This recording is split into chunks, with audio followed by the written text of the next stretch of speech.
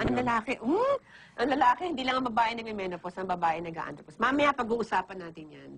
Pero ang lumalalang init ay dulot ng global warming at greenhouse effect. The greenhouse gas from air pollution and tons of non-biodegradable garbage contribute to the greenhouse effect. Magugulat kayo kung ano ang 70% ng basura natin.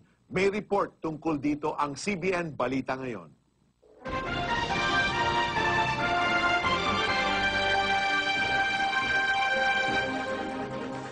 Tinatayang 2.45 milyong tonelada ng basura ang nanggagaling sa National Capital Region. Base sa pag-aaral ng World Bank, pwede pa itong lumaki sa 3.14 milyong tonelada pagdating ng 2010. At alam nyo ba, malaking porsyento ng basura sa payatas ay ang mga gamit na sanitary napkins. Ayon ito kay Annette Papa, convenor ng Bangon Kalikasan Movement. Very modest estimate na yung 70%. Ang mga natitira doon, yung sanitary napkin, used sanitary napkins at saka disposable diapers for adults and babies. Dahil sa instant mentality ng mga Pilipino, nasanay ang karamihan na tangkilikin ng mga produktong madaling mabili at gamitin, tulad ng disposable sanitary napkins. Malaki ang epekto nito sa ating kalikasan, ayon sa environmental lawyer na si Ipat Luna.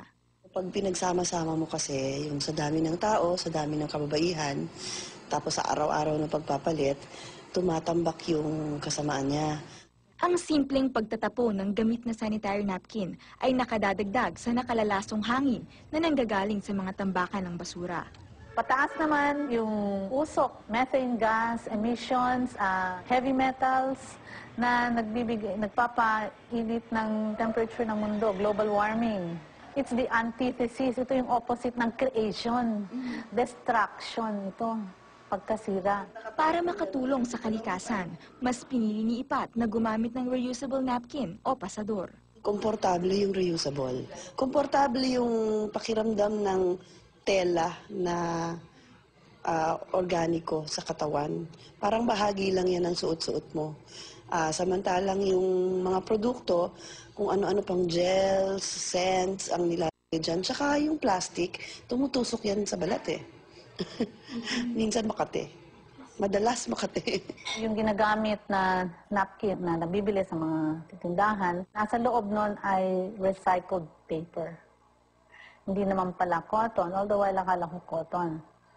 At nababalutan ito ng plastic. So, ang plastic ay mainit, tapos ang recycled paper, pag nagnis, makaka-infect yan dun sa genitalia ng babae. Sa katunayan, pwedeng magtahi ang kahit sino. Yung lampi ng bata, cloth diapers ng bata, pwede mong itupi lang yun. No? Nakakadiri rin naman yung itatapon mo eh. Hindi lang ikaw ang magkakaroon ng responsibilidad, ibang tao. Bukod doon, pag nakakakita ako sa TV, yung mga bata na nangangalahig, hinihiwalay nila yung maaari nilang pakinabangan sa hindi. Parang naiisip ko na kung ako madidiri, tapos sila, mangangalahig sila, at itatapon ko yun kung saan sila nangangalahig. Nakakasama ng loob, dugtong-dugtong ang bituka natin eh. Kaya't ang hamon ng mga environmentalists sa mga kababaihan, muling bumalik sa kinagisnang natural na paraan ng pagharap sa buwan ng dalaw. Bukod sa maiingatan nila ang kanilang kalusugan, matutulungan pa nila ang inang kalikasan. Imagine yung dami ng disposable pads na magagamit ng isang babae hanggang sa pag-menopause niya. And you know, Connie, menopause, it's